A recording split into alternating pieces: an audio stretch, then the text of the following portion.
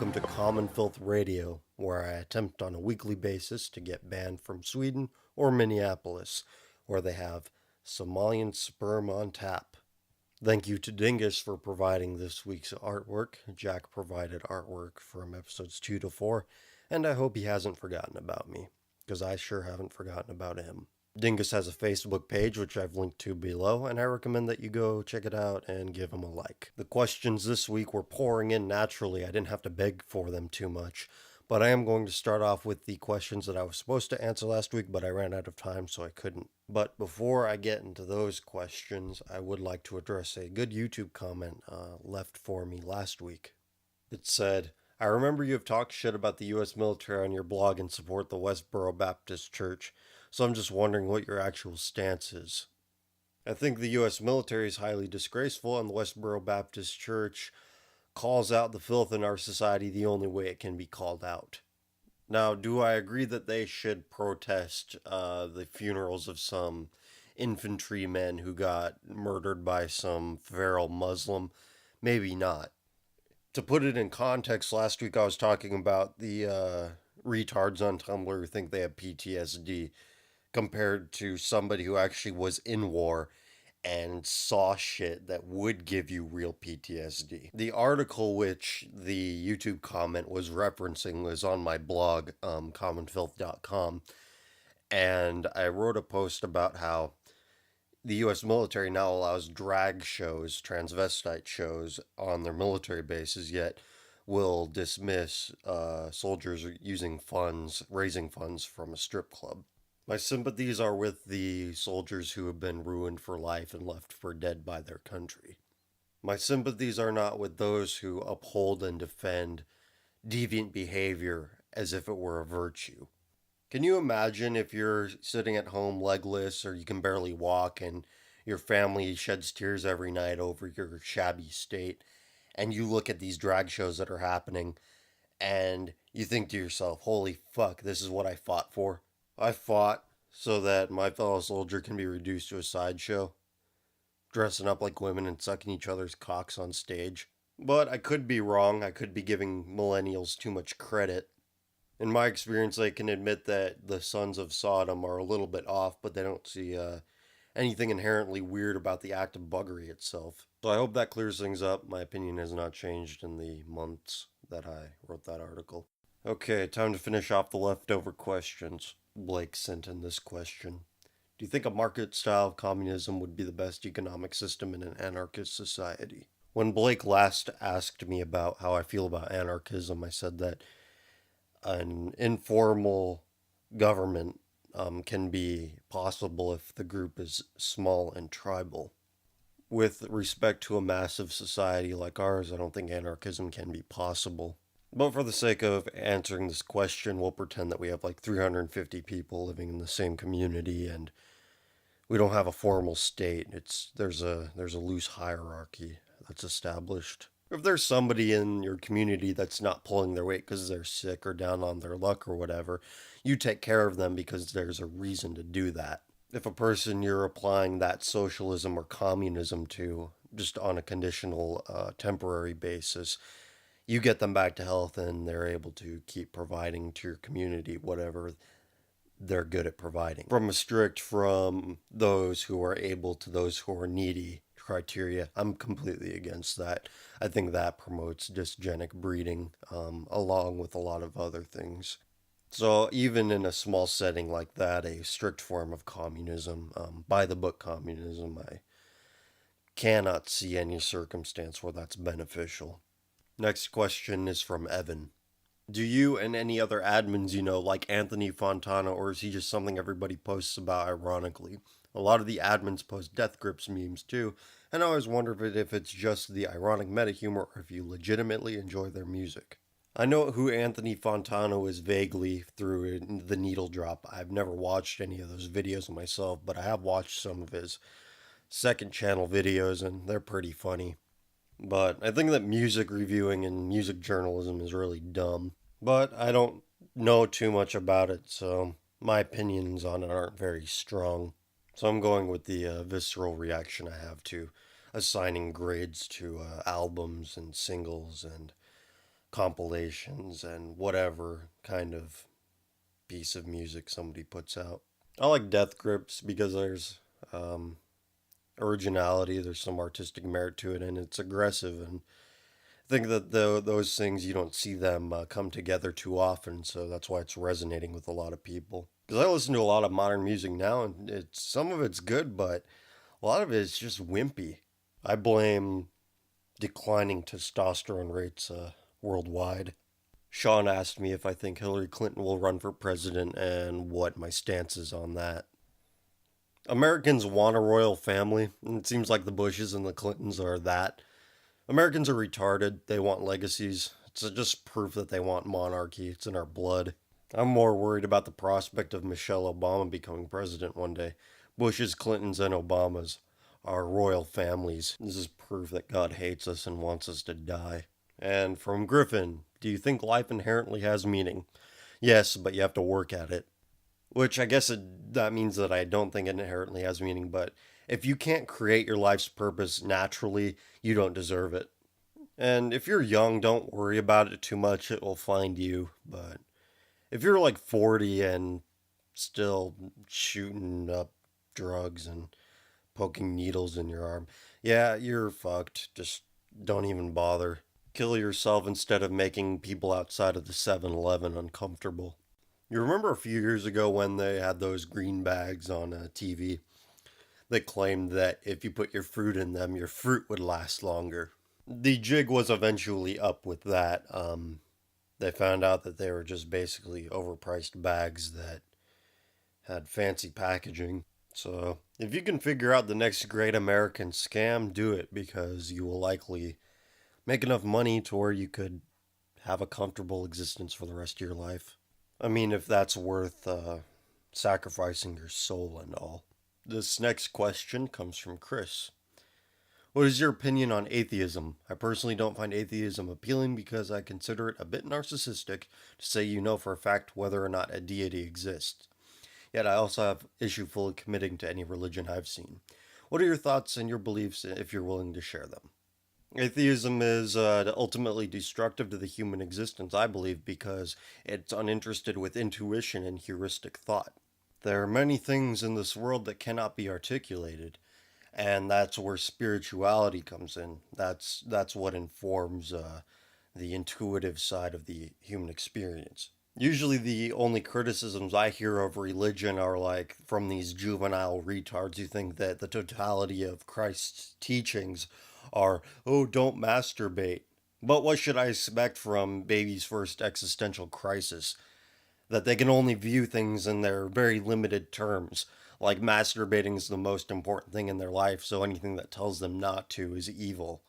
And I've also seen criticisms of religion that have to do with, well, religion is okay if you're not misogynist or racist or homophobic. That one especially pisses me off, as if their humanist feel good bullshit is holier than a higher power. And that's not saying that you particularly believe that.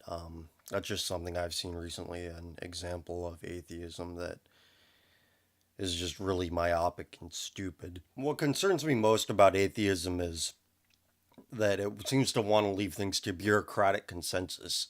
Man is incapable of making his own moral decisions and being his own moral guide. For example, the teenager that thinks the totality of Christianity amounts to don't masturbate. Scientists are qualified to make scientific decisions. They're not qualified to make spiritual and moral decisions. That's what I see atheism doing, just replacing the priest with the guy in the lab coat. People are stupid and they need a moral guide. The morality generally cannot come from within, and that's where religion comes in. That's a broad statement. Obviously, I'm not talking about you specifically. But if we're going to talk about you specifically, you said you haven't found a religion that you can fully commit yourself to. And that's not anything I'm going to hold against you. I completely understand where you're coming from. There was a period in my life, like I said, baby's first existential crisis, where I was a severely doubting person.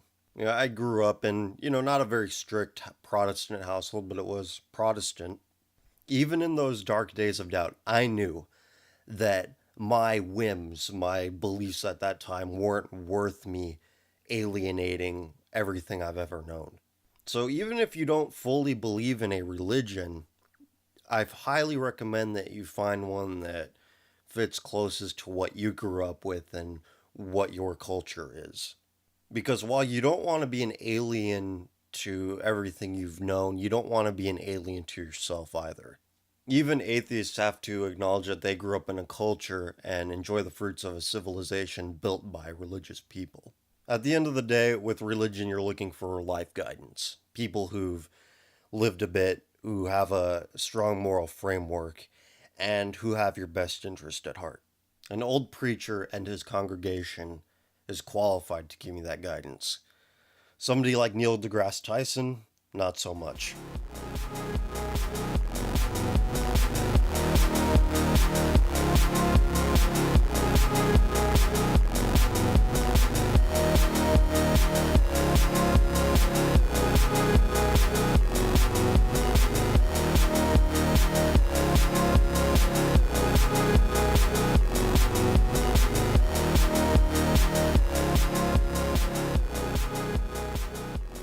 Jesus did not die for your pronouns. Jesus did not die so that you could stick a dildo featuring his crucifixion up your ass.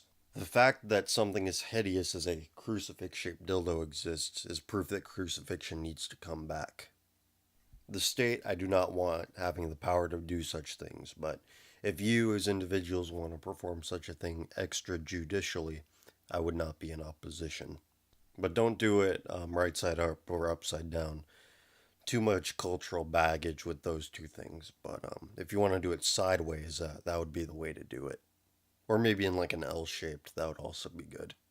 This one is from Alex. What is your opinion on black people and their communities? Do you think black people as a race are genetically inferior in comparison to white people? Here is where if I were some jock sniffing weak white pussy, I would start extolling the virtues of black athletic superiority and gosh, they're great natural entertainers and they're so goddamn funny, but let's not be pandering here. Because I'm going to be honest, I don't believe in the myth of black athletic superiority or black comedic superiority. There are white football players that get fucked over in the recruiting process because the big time programs they won't recruit them at skill positions, and this is well documented on Cast Football. And this is in spite of similar production, similar measurables to their black counterparts. But that's another issue for another time, which I definitely would like to talk about at some point.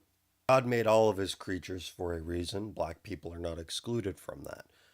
So, them being black, I don't hold against them. I think that they exist for a reason, and that's to beat the shit out of white liberal urbanites.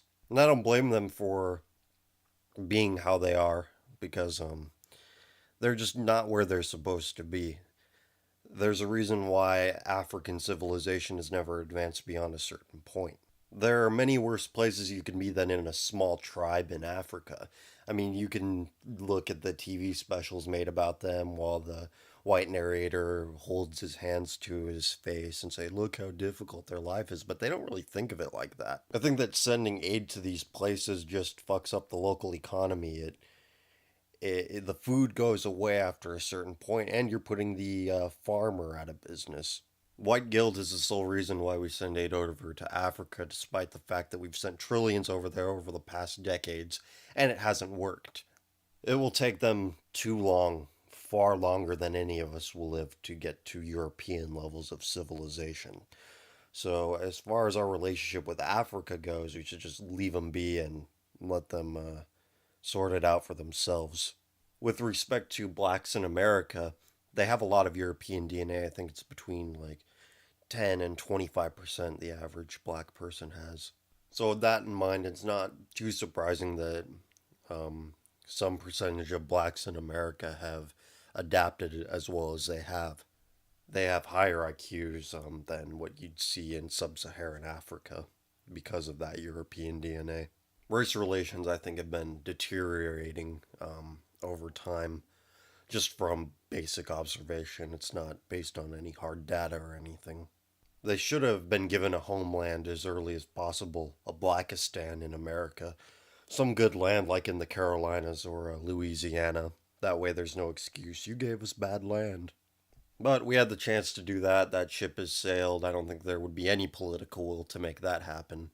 The only way I could ever see that happening in modern times is if World Star ends up being 5% of America's GDP and they demand that they have their own piece of land, their own sovereign territory, and they'll call it World Star.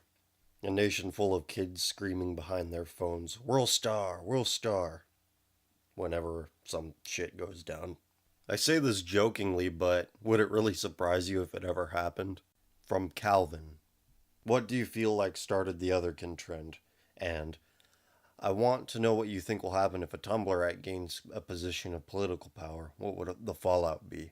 The deviants, the psychopaths that we associate with being Tumblr types. But they're really, even if they don't have Tumblr blogs, they're on your college campus. Go to your college campus, they'll have an LGBT resource center where they think that gender is a spectrum and somebody could be kind of a boy and kind of a girl because we don't have chromosomes and whatever. Biology's a social construct. That's what they believe. All of this that I'm talking about is a product of the cultural left. And what these people are doing are just an extension of what leftism is. It demands a rootlessness, a complete betrayal of your people, your past, yourself, in favor of whatever's trendy and whatever's progressive. What these people do is essentially, fuck you, dad, you just don't like it because you're old. It's endless novelty seeking. And for what? That's not a serious political or social position. You're just bored. So that's the answer for both of your questions. The otherkin thing is people who are very bored and very isolated. And what would happen if a Tumblrite gained political power? Just look at any of the past leftist causes, gay rights, whatever. Pederasty, we talked about that. It's amazing that people don't associate these things with the cultural left, the Tumblr types, the people that think that there's a gender spectrum, whatever. They still believe in this bullshit egalitarianism. And I've had people say that I'm just as bad as they are for not believing in equality. I'm sorry, but I'm not some insecure fuckhead who thinks that everybody has to be equal because I have feelings of inferiority. There are some people better than you. There are some people worse than you. Get the fuck over it. They want to make everybody the same as them because they're completely insecure in their shitty life choices. They know at the cellular level, the subatomic level, if there's anything smaller than that, they know it on that level, that their lives are wrong, that they are doing everything the wrong way. So what exactly will happen if one of them takes power? Mandatory gender therapy, hormone therapy. Yeah, I was born in the wrong body, yet I need all these man-made hormones to pump into me to make it that way. Are you fucking kidding me? And it wouldn't be so bad if these people were left to their own devices, but there are people that sympathize with them that are otherwise normal and able-bodied because they feel guilty about it for some reason. They feel guilty that they didn't ruin their own lives by some bullshit whim that they did when they were depressed. And those people we have to worry about because the freaks that cut off their own dicks or inflate their clits or saw off their boobs or wear binders or whatever the fuck they do. We don't have to worry about them because they will exterminate themselves. It's the allies we have to worry about. It's the people who sympathize with them, who are so insane that they think there is validity in the words and actions of their freaky circus pets. I'd say that the Northeast is just full of them. Didn't back in the 2012 election some tranny get elected to the like the House of Representatives in New Hampshire or something like that, and it was later found out that that person was a criminal and they were ineligible to hold the office. Even still, it got to the point where this person won an election because they had a few 10,000 weak whites vote for them. Now that I'm thinking about voting, Oversized Spoon has this question. Do you believe in a democracy? Being serious, this question isn't relatively related to Obama, but why do you hate the Liberal Party? Given that people are voting who would willingly elect some freak who hates the body that was given to them by God or nature, whatever you believe in, no, I don't believe in a democracy. Look at the people that are voting. The people are shit. That's how I feel. But as bad as democracy is, look at what our elites are. and our elites would be kings and queens if we were to revert to a monarchy. So, what's the solution? We could restore a selective democracy where only landowners are allowed to vote. I think that would be the most viable solution, but there would be, again, no political will because you need the most votes, and what are most people? Most people are trash. If you do not exclude, there is no pendulum. You are rootless. Because if you have roots, you're not everywhere. You're excluding somebody from that club. But no, everybody has to have skin in the game. Everybody has to, well, what about my welfare checks? It's free, swipe my EBT. My checks have to clear. I want free shit. My Section 8 housing. These people are not worthy of having a vote. Government employees should not have a vote. These are people that have only one allegiance, and that's to an easy paycheck. So as it stands, no, I don't believe in democracy because the worst people are allowed to vote. The most worthless people are allowed to vote. And I hate the Liberal Party because they want more of those voters to multiply and define the culture. So that's how I feel about them. Our audience is now 8% female, up from 4% female a few weeks ago. I'm not a special white man chosen who works in the entertainment industry, so I don't know how to engineer my audience in a certain way. I just put it out there, and whoever shows up, well, that's fine with me. I don't know if this question came from a guy or a gal because it's a page. Another question asked on behalf of a page. The page is called Ironically Memeing 2015, and the question goes like this. I would like to hear your views on two things. First, race mixing families, and secondly, your opinion on nationalism and patriotism, and how teens are abandoning their country's ideals and values. Thanks. It would be very crass of me to lay into mixed race families because they're usually deracinated people who don't really have any idea who they are or where they came from. And I know that you have the Bill de Blasios of the world who think it's some profound thing that he fucked a black chick and didn't pull out and had some weird kids. Those people are typically the minority just from mixed race couples that I've encountered myself. But it's usually like a white person and somebody else who grew up without really thinking of race anything because they knew what they were and they didn't have much time struggling with their identity with respect to race. So while these people, it's usually the white one, don't think of themselves in such terms, their kids are forced to because they're divided between two different worlds. At best, when you have kids in such an arrangement, those kids will undergo like a minor identity thing where they're like, oh, what am I, And at worst, you get somebody like Elliot Rodger. Now, clearly that is an extreme example, but you see where I'm going with this. Breeding a generation of mystery meat millennials is not the way to go. Being caught up in your identity is a waste of time, and it gets you people like the ones you see that have a blog and they bitch about being called exotic, even though they technically are because they are different than 99% of people that have ever existed. It breeds more narcissism, and that's the last thing we need. People who get caught up in who they are or who they aren't are not very productive people. Even the rootless among us are trying to find some kind of grounding, somewhere where they can call home. And if you keep looking for that, you spend a lot of your life looking for home. A lot of it passes you by, and you lose a lot of productive capacity to do something greater than just what you are. I suspect this is why there isn't a great mixed race society out there somewhere. And you can argue that Hispanics are, and they certainly are if you did a genetic test, but they don't see themselves that way. Their identity is already settled in their minds. The sooner you figure out who you are, the sooner you can get to doing something to improve the standing of your people. And whether that person realizes it or not, if they are a white, black, yellow person, and they're doing something that reflects well on them, that's reflecting well on their people. Even though they're individuals, it speaks to a broader segment. So with mixed race families, I don't have a problem with them on an individual level. I've known mixed race people, they're very kind and friendly people. But again, we're looking at groups here when making judgments of societal trends. It's a pretty small segment of the population that is of mixed stock or is in an interracial relationship. So I don't see it as a huge problem as, say, something with public health implications like homosexuality.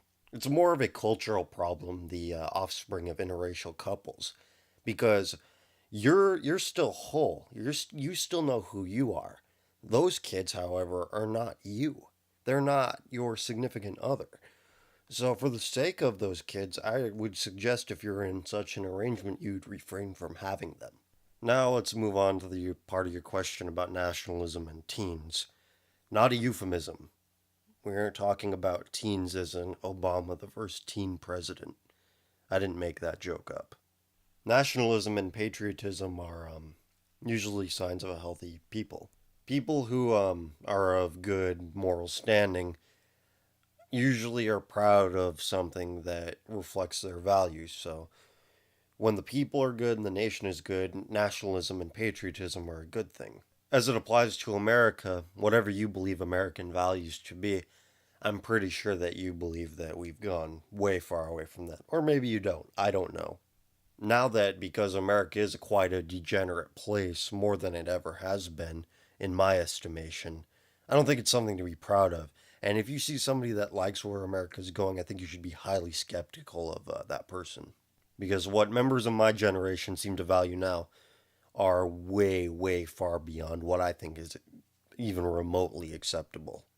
I do see the merit in saying that maybe America has been a degenerate place because kids have been taught that its foundations were wrong, its upbringing was wrong, its people were wrong, all of its past was wrong. Once you get younger people believing that, you can replace it with other things like sodomy, rootlessness, hedonism, narcissism, basically everything that you see now that's glorified as good. So if that's what people are considering American values now, I am an anti patriot because I don't want people glorifying those things. I don't want to be a part of a people that think those things are good. And I know, like, the comedian approach to this would be nationalism is stupid because it makes you proud of things you didn't even achieve. That's not what it's about. It's about paying tribute to those brave men who carved paths in civilization before you, who did things so that you didn't have to. And I would hope that those same men didn't carve that path so that you can go get married to some trans man faith healer in some bullshit hippy dippy pagan ceremony, okay? I'd highly, highly doubt that your great grandfather and his grandfather and many grandfathers down the line fought wars for you so that you could go do disgraceful things in public and disguise it as some sort of virtuous thing. That's not something they want you to be proud of. I just don't think that an American nationalism, as America stands now, is a good thing. Once there is a traditionalist reaction to all the deviancy that is occurring now and is accepted now, maybe I'll go back on that. But as it is right now, I'm not on board. Next question comes from Aiden. In episode 4, you mentioned dysgenic breeding and how it was a problem. I've actually thought about this a lot because Mike Judge had a whole movie on this, Idiocracy, and I've reflected on this idea a lot because of it. I used to think that it was really important to stop the retards from reproducing to prevent the average IQ from becoming 70. But there actually doesn't seem to be a solution to this. Are we just supposed to issue IQ tests to all children and sterilize the ones who score less than 90 or something? I don't really see this as moral because imagine all the kids with stress problems or learning disabilities that would cause them to score as if they were dumber than they actually are. Along with that, imagine all the money that would cost. So I was wondering, do you have a solution to this problem? My solution is not a final solution at all, but my solution is this show. I take a step back and think, what can I do? What am I capable of? And I'm capable of getting ideas out there. I can't do anything politically because I'm not a politician. I don't have those connections. The only thing that I could do with my hands, my mind, my mouth, my body is get these ideas out there, which I think are completely unrepresented in the mainstream discourse. The movie you mentioned is about the closest thing it ever came to coming to the mainstream discourse. And of course, it wasn't a terribly popular movie at the box office. It mostly got spread through word of mouth when it reached to the cable pay channels. And I was one of the people who first saw it when it reached those channels when I was a lot younger, and something about it did get me thinking on this path that there is widespread dysgenic breeding, and we are beginning to see the effects of that bloom. And it is blooming. Society is not a carnivorous flower, it is a filthy one. But the movie doesn't offer a solution itself. It just says, oh, start reading books again. Not realizing that people are only capable of so much, and you can't rise above the means which contain you, as I've said before. Mike Judge is obviously not a politician or an expert in policy by any means, and neither am I. So it's good that he made the story about that, and it's good that he got that idea out there. Again, that's about all you can do in in a position like his, and even in a lesser position like mine. But I do know how to at least put a dent in the process of dysgenic breeding, making it stop. Unfortunately, there's absolutely no political will. It might even be politically impossible to do this. Economic prosperity creates a large middle class tax base. That is the number one funder of the welfare state. And the welfare state is the number one reason why we have dysgenic breeding. You see, it rewards breeding. The more kids you have, the more money you get.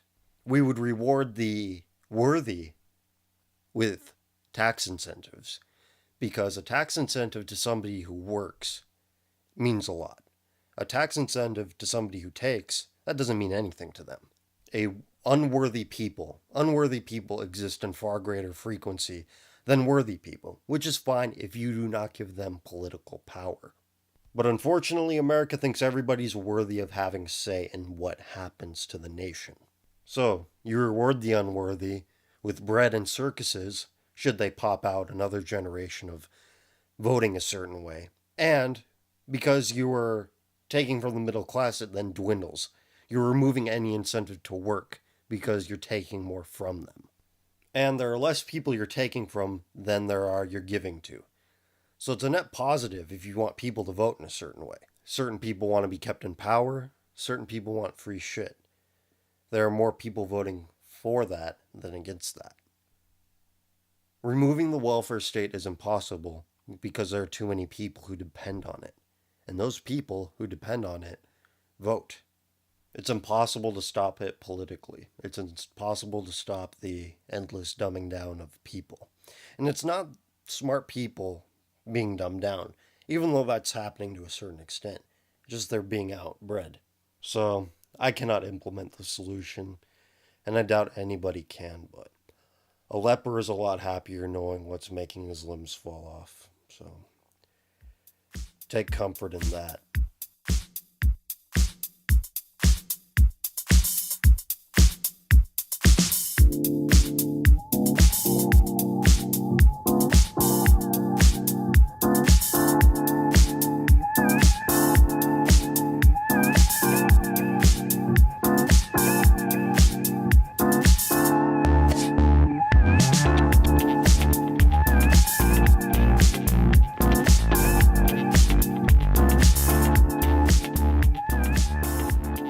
This one is from Clarence, a regular contributor to the show.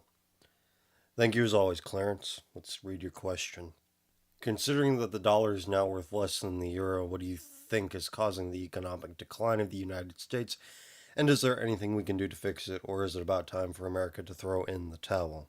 Gotta say that economics is one of my blind spots, so take it with a grain of salt, but this is just from what I've seen. The fact that we gauge consumer spending as a serious economic indicator is just ridiculous. A healthy economy does not orient around people buying stupid shit that they don't need. But apparently in America, that does matter. I do know that the dollar has been much weaker against the euro for some time now, and I think that's a function of the fact that, yes, our value of our currency is declining. And I'm noticing this just on a small level, like in gas prices and at the grocery store. $20 does not go as far as it used to. I don't trust any of the official sources that say real wages are going up or down because they can make them say whatever they want. Who's going to call them out on it? Just on an anecdotal level, people are struggling to make as much as they used to, even to find jobs, like even shitty jobs. And I've known friends and friends of friends who've struggled to find work, even though they're perfectly qualified to do basic and a little more than basic entry level things. I read recently that real unemployment is around 20%, and I believe it for just from what I've seen. I don't need somebody to tell me, like, oh, it's only like 5% or whatever. I know that's bullshit. And it's not helping that all these corporations are lobbying for permanent cheap labor to be imported from the third world, replacing Americans that would do those jobs. And I know they're taking our gerbs. I know, I get it. I've heard it all before. I know. But there's a grain of truth to it. Americans will do these jobs, just not at the insulting price that you're offering them. But I've already mentioned that, and you know how I feel about that. So, yeah, I don't understand why women are bitching about, oh, we don't get paid enough, wage gap, wage gap. If that were really the case, we just hire them instead of importing bindis and ponchos from the third world. Women in the workplace is another factor that's driving down wages, other than inflation and outsourcing. The potential workforce from which to draw is essentially doubled, so you can pay people half for the same work. So kids have no mom or no dad at home, and there's no more money coming into the house. If there's anything else that you think I need to know, tell me. I know that the Federal Reserve has had a huge role in devaluing the dollar into what it is. Anyway, I'm just about tapped out for that subject, so thank you for the question, and we'll move on to the next. I got this next one from YouTube inbox from MenMan4. Thank you for the question. Let's get to it. I was curious about your comment on women being in combat roles in the military during episode 3 of the cast. I would like to know more about your thoughts on that in a little more depth as to why you see it as a negative. I personally believe that it's perfectly fine that women have the right to take actual action for their countries and beliefs the way they see fit, combat role or otherwise. The first reason, the primary reason why I oppose women in combat roles is the most simple. Looking at it from a pure sexual economic standpoint, eggs are more expensive than sperm. If 90% of the men go off and die in combat, and you have 10% men left at home and 100% of the women, you can rebuild your society should those 90% of men die in war. The inverse cannot be true. Men have to have their pick of the litter. Women cannot have their pick of the litter. Men are expendable. Women are not. This is why we go to war instead of sending women off to do it for us. I believe that whether or not women are capable or not capable of doing it is irrelevant to the issue. They should not. They should be kept from it for simple biological reasons. Because eggs are more valuable than sperm, you create a distraction on the battlefield. And this is secondary to the overall point that I'm trying to make. It's just another reason why I see it as a negative. Men are programmed in their smallest, most primitive regions of their brain to protect women. If there are women to protect directly on the battlefield, instead of fighting a war somewhere else so that the front line isn't on their doorstep, the women on the front lines, on the battlefield, to take priority, whether the man can help it or not. And he generally cannot because of this biological reality. He cannot help to compromise the mission because there is a woman who might be in danger. So, in conclusion, this is why I see it as a negative. These two factors. The fact that women are harder to replace, and men's genetic hardwiring, programming, is designed to put women first. So thanks, Man, for that question. I'm glad we can disagree on a civil level. That's what separates us from adults and Tumblr bloggers. But yeah, even if you still disagree, please let me know. I like when we send monologues back and forth. I think you can communicate much more effectively through that. You could hear each other out and digest what the other person is saying. Because I try to talk for at least 2.5 minutes on per segment if it's a question that needs some explaining. Compare that to Fox News or MSNBC, where all they do is scream at each other for like a 4 minute segment. Even if they were equal in their time, they're only getting 2 minutes to say what they want. And maybe it's longer, but you get the point. Disagreements can be had without yelling at each other and making an example of the other person, which I try not to do with the questions, even those who disagree with me. Because I think that you can say whatever you want. You gotta be civil about it, because calling me a faggot or a douchebag or whatever just doesn't get you very far. Sean wants to know my spiritual beliefs in religion. Am I a serious practitioner of it? And why do I risk my spiritual and mental health for exposing degeneracy on Tumblr? I grew up Christian and I still am, so Protestant specifically. I don't go to church much anymore because I'm very busy. I wish that weren't the case, but that's life. I'm also getting real tired of younger Protestants being like LGBT affirming types and other ridiculous nonsense like that. Thinking, well, it's okay for them to do it if they do it in marriage. Do you know what marriage is? It seems to me like these bro church types are more concerned with staying relevant than being truthful. Because, like I said, hard truths can only be delivered in one way. And I know in the West we cannot separate what is said from how it is said. So they want larger congregations so that they can have more money. And how do you get more money? By being politically correct, which is really just another word for mind control, but we'll go with that. And in their quest to stay relevant, they're losing more and more people who actually want to take this shit seriously. Reframing sin as virtue is not getting more people in the seats. It's not getting you more tithing money.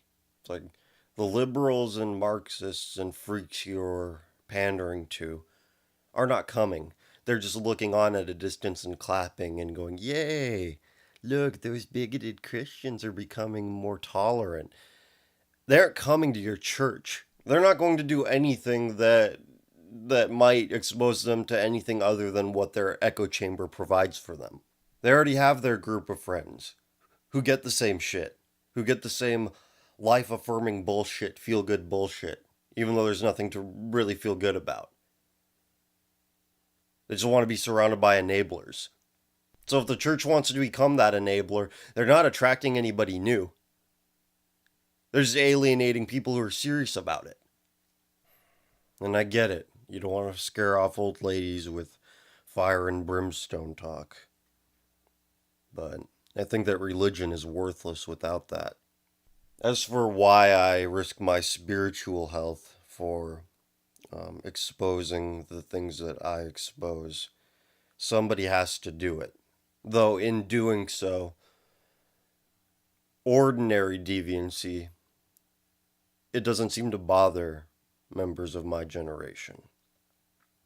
I said earlier that they can admit something is off about the sons of Sodom, but they don't really see anything weird about the act of buggery itself. Think of it like this. You're putting your genetic material into where your digestive system ends. Think about that. There's nothing inherently odd about that. There's nothing inherently damaging about that. But I'm not going to go and do a speech or lecture about it. We know that it's a public health risk. We know it represents a spiritual and moral death of a people. We already know all of that. It doesn't have to do with me. I used to seek out a lot of very extreme materials and censor it out, but that was causing me a lot of mental health and physical health problems, so I don't do that anymore. I'm more focused now on exposing the extreme behavior inherent in the lifestyles of the aberosexual. Gays do not abuse crystal meth. They don't engage in 50-load weekends and intentionally seek out HIV because their parents didn't accept them. I know plenty of normal people who at some point in time did not get along with their parents, and probably still don't. But either they moved on with their lives or they patched things up. They didn't go abuse the worst kinds of trash drugs or inject HIV blood into themselves or jizz or snort it up their nose, whatever. And whenever I post people who expose this very harsh reality that sexual deviants are predisposed towards extreme behavior, I always get the, oh, straights are just as bad argument. In order for that equivalency argument to hold any water, we have to look at the percentage of each population. Gays make up no more than 3% of the American population. So, in order for that to happen, for every one gay that intentionally gets themselves HIV or slams crystal meth until their dick falls off, there has to be between 30 and 50 straights that do the same thing. While a lot of what I have seen has deeply disturbed me, what disturbs me most is the casual attitude people have towards these things that I show on Tumblristas. My spiritual, mental, and physical health are fine now. So that's not my concern. My concern is the health of the culture in which I live. That so many people have a permissive or sympathetic attitude towards willing deviance. The worst people you can imagine. It leads me to believe that there is a significant percentage of the population that is beyond redemption. Time to answer questions about drugs. I got two questions about drugs. From Angel. Do you think smoking weed after a long period of time, say 5 years, has any effect on the intelligence of an individual? And from Ryan. What is your opinion on psychedelic drugs, and do you have any personal experiences with these substances? I'll start off by saying no, I've never done drugs. The only drug I've ever had is alcohol. But as far as controlled substances go, no, I don't mess with that stuff because it clouds the truth. I'm dedicated to truth seeking, and making your brain feel better than it's supposed to, I think, is the complete opposite of truth seeking. I mentioned in one of the episodes of the show that I once had a roommate who smoked a lot, and all he did for the whole day when he took a puff from his pipe or bong or whatever he was using, he wouldn't do anything. You'd start going into monologues about stupid shit and watch Cartoon Network for pretty much the whole day. And from what I gathered, marijuana kills all motivation. And because of that, I now realize why so many people want it legalized. And no, it's not for any compassionate reason like it shrinks tumors. Okay, I don't give a fuck if some dying late stage cancer patient wants to toke up, okay? I don't give a shit about that. What I do care about is otherwise smart and able bodied people falling victim to this drug. In fact, I'm going to go as far as to give it a name. It's called the Herbal Jew, because that's what they want from you. They want you to be passive and uncaring about anything. And not just anything. From what I've seen, the Herbal Jew makes you passive and uncaring about everything. So what does 5 years of marijuana use do to a person? I don't want to stick around long enough to find out. Being around druggies is a very soul-damaging experience. It is never good to put yourself around people who put out a vibe that they have completely checked out of life. I get it, life can be hard sometimes and you need a break from that. But don't go seeking it in something that will derail it for a half decade.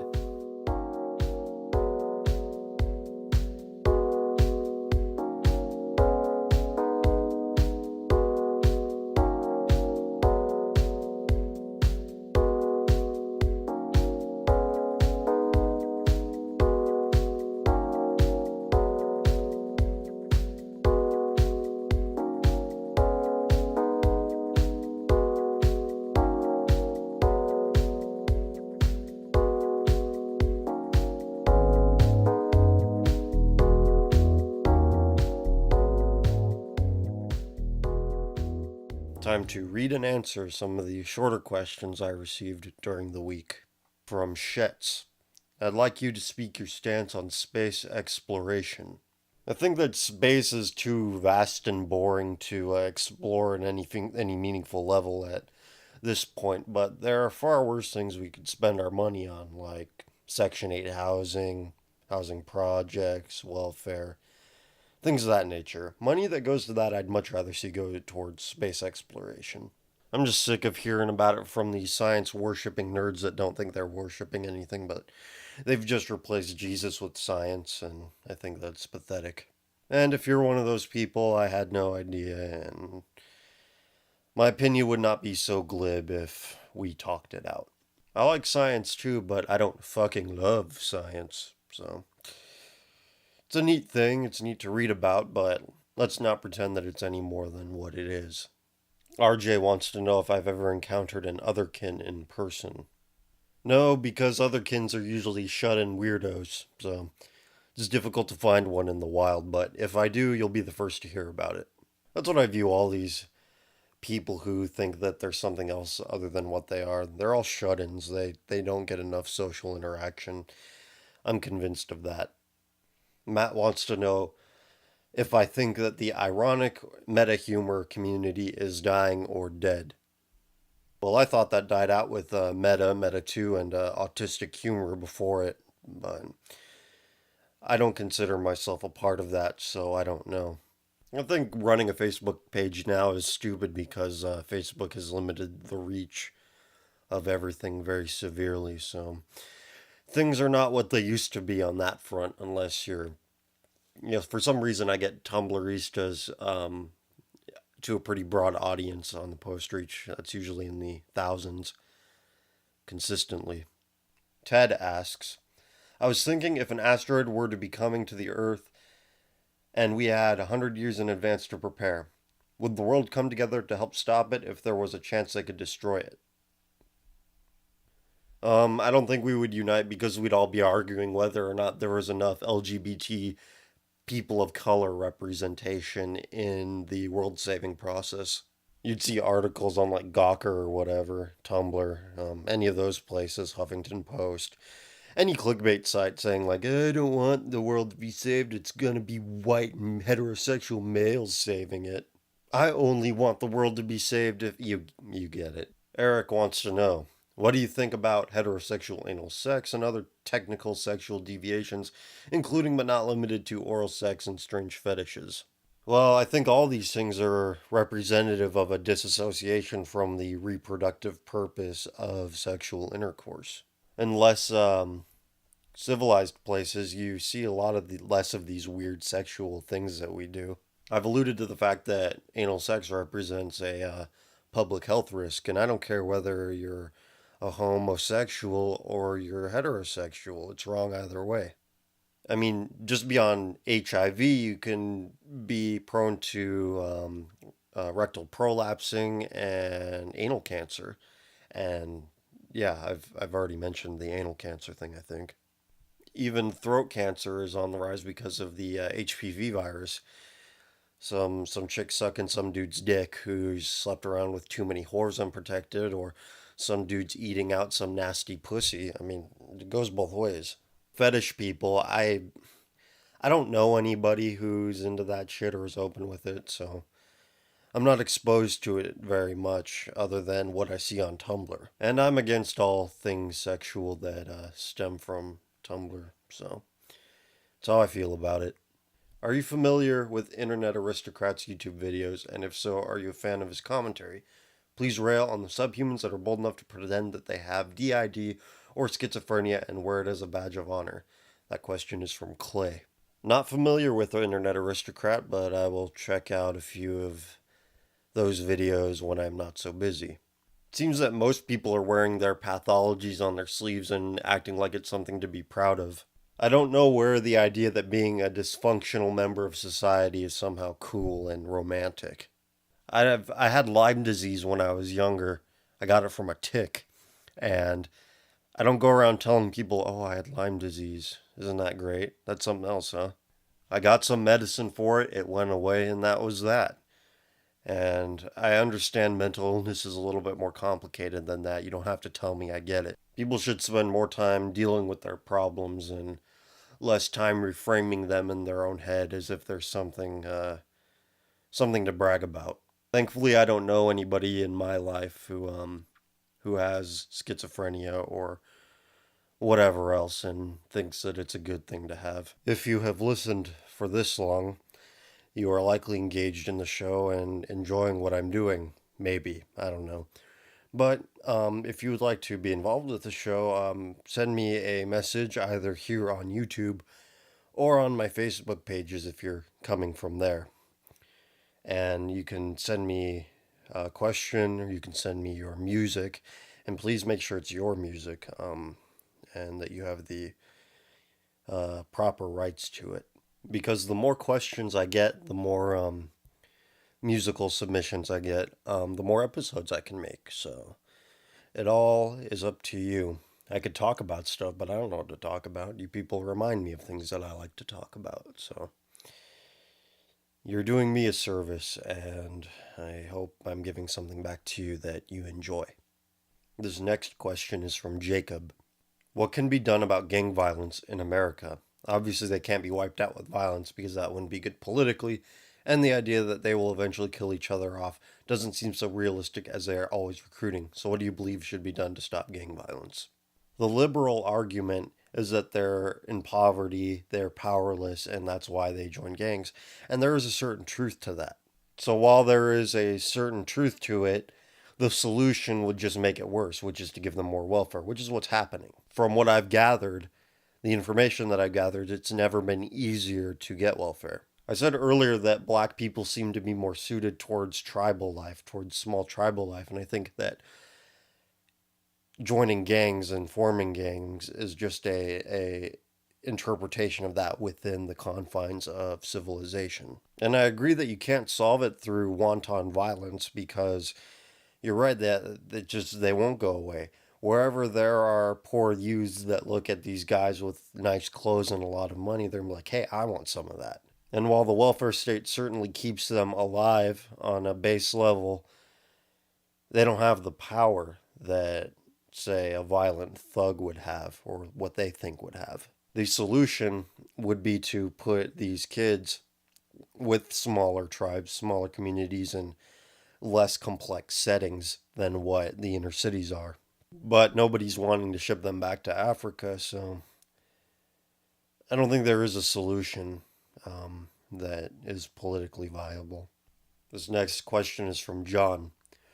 What is your opinion on ethno-masochists, specifically white people who hate other white people and themselves for being white? Anybody who is of that mindset is probably not listening to me.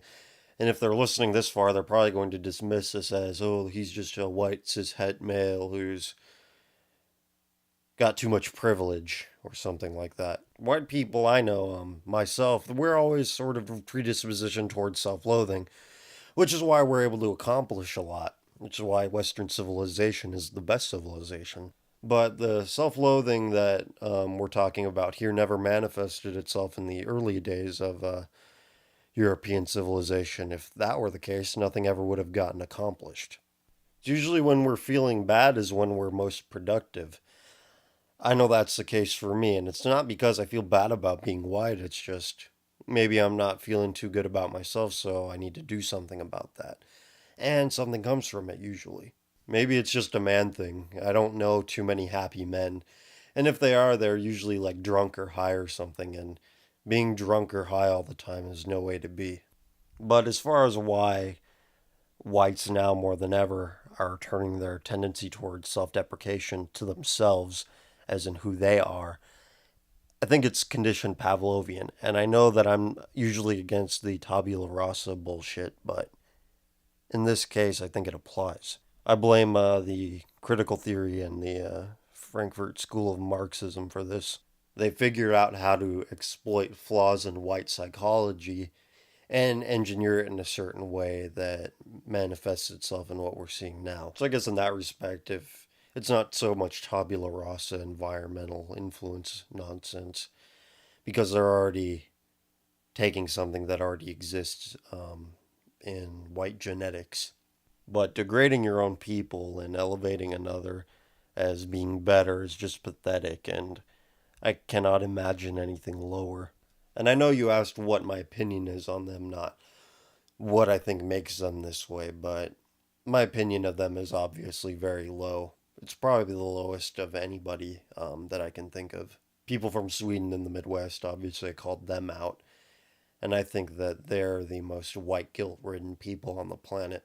Weak whites, I think I dislike the most. Not white people in general, weak whites, the ethno-masochists you're speaking of. I dislike them more than anybody else that I can think of because they're closest to me. We share common ancestors, and I can't stand to be somewhat related to them, and it's sickening to me. These are people who've only internalized values that are freedom and equality. Well, freedom and equality are quite conflicting, so out goes freedom, in comes equality. That's what whites believe in this egalitarian death cult. Equality at the expense of freedom is quite bad, but equality at the expense of loyalty and self respect, I think, is the absolute worst. All right, next week I have two leftover questions that I should have gotten to this week from James and Shay. Definitely get to those next week, and sorry that you guys have to wait another week. I always wish that I can clear my list, but things just get in the way. So you guys keep sending in your questions specifically, and everybody else keep sending in your stuff. And with all that being said, thank you for listening. It means a lot to me. I'll see you next week, and here are the credits. Introduction music by Areku Sanda. Interlude music by Koven, Yahan, and Sovate. Ending music by And Now for the News. Episode artwork provided by Dingus. Complete works by artists featured on this episode can be found in the links below.